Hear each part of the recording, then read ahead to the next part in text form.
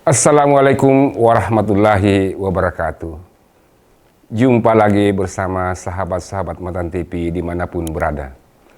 Alhamdulillah, tinggal beberapa hari lagi kita akan memasuki tahun baru 2023. Di tengah-tengah suasana seperti ini, pasti ada di antara kita yang sedang mempersiapkan rencana perayaan tahun baru.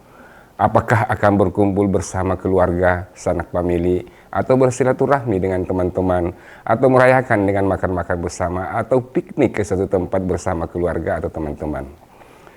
Fenomena ini yang mungkin banyak terjadi di antara kita. Bukan saja di Indonesia, tetapi juga di luar sana. Tetapi ada juga yang biasa-biasa saja dan menganggap hal itu tidak perlu karena sudah rutin. Bahkan mungkin ada yang mengatakan bahwa hal itu tidak perlu dilakukan karena bukan budaya kita dan bertentangan dengan nilai-nilai agama kita. Tahun baru adalah sebuah proses pergantian hari ke hari dan bulan ke bulan hingga akhirnya kita sampai di hitungan terakhir satu tahun. Perubahan dari waktu ke waktu ini tentu melibatkan kita sebagai bagian dari proses itu. Dari kecil hingga dewasa dan dari muda hingga tua. Keterlibatan kita dalam proses tersebut merupakan sesuatu yang patut kita syukuri, apalagi jika Tuhan menghendaki kita sampai kepada akhir tahun dan memasuki tahun baru 2023. Ini adalah sebuah nikmat Tuhan yang diberikan kepada kita, sehingga wajar saja jika merayakannya, apalagi jika tujuannya adalah bergembira, berbahagia bersama keluarga dan teman-teman. Karena kita sudah diberikan kesempatan terlibat dalam proses itu sehingga sampai pada hitungan terakhir dalam satu tahun. Oleh karena itu, mengisi perayaan tahun baru dengan bergembira dan berbahagia bersama sanak famili dan keluarga merupakan sesuatu yang sangat baik dan positif. Apalagi jika tujuan kita adalah untuk memperkuat persahabatan dan mempererat persaudaraan antara kita sesama anak bangsa. Bukankah menjalin silaturahmi dan memperkuat serta mempererat persaudaraan antara kita adalah sesuatu yang dianjurkan oleh Allah tanpa melihat latar belakang masing-masing?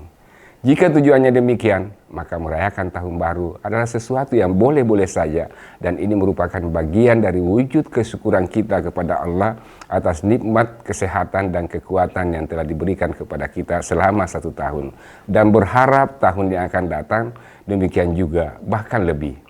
Ketika kita misalnya hari ini masih hidup, minggu ini dan bulan ini masih hidup, lalu bagaimana jika kita hidup dalam satu tahun? Tentu hal ini merupakan sesuatu yang harus kita syukuri. Yang keliru jika kita misalnya mengarahkan kegiatan tahun baru itu ke arah yang negatif, maka tentu hal ini tidak dibolehkan.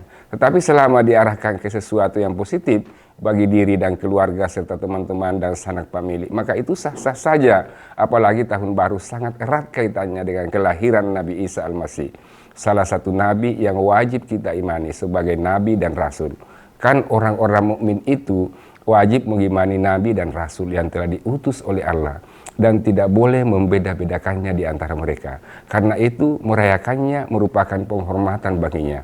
Dan suatu hal yang harus kita yakini bahwa kelahiran seorang nabi dan rasul adalah rahmat bagi alam semesta. Nabi sendiri kan merayakan hari keselamatan Nabi Musa dari kejaran Fir'aun. Lalu apakah Nabi meyakini keyakinan Yahudi kala itu?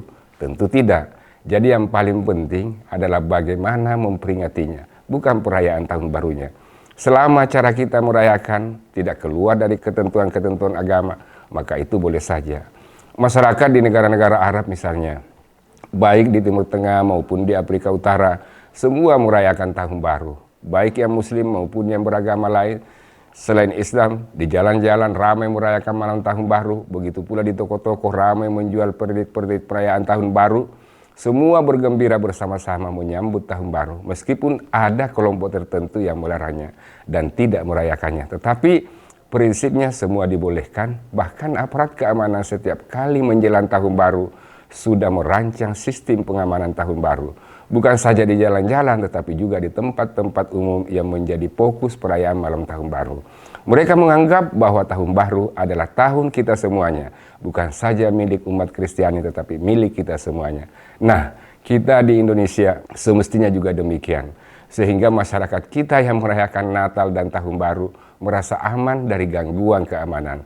Karena itu wajar jika Kapolri mengajak semua pihak agar saling melindungi dan menjaga rumah-rumah ibadah, terutama rumah ibadah-ibadah saudara kita yang beragama Kristiani. Apalagi umat Kristiani saat-saat itu sedang fokus beribadah dan merayakan Natal, sementara di malam tahun baru mereka bergembira dan berbahagia merayakan setelah fokus beribadah dan berdoa pada hari-hari Natal. Karena itu di malam tahun baru mereka bergembira bersama tetangganya, teman-temannya dan masyarakat tanpa membedakan latar belakang agama. Semua dianggap satu dalam merayakan tahun baru. Demikian, semoga bermanfaat bagi kita semuanya, terutama bagi masyarakat, agama, serta negara yang kita cintai. Selamat Natal dan Tahun Baru 2023. Wassalamualaikum warahmatullahi wabarakatuh.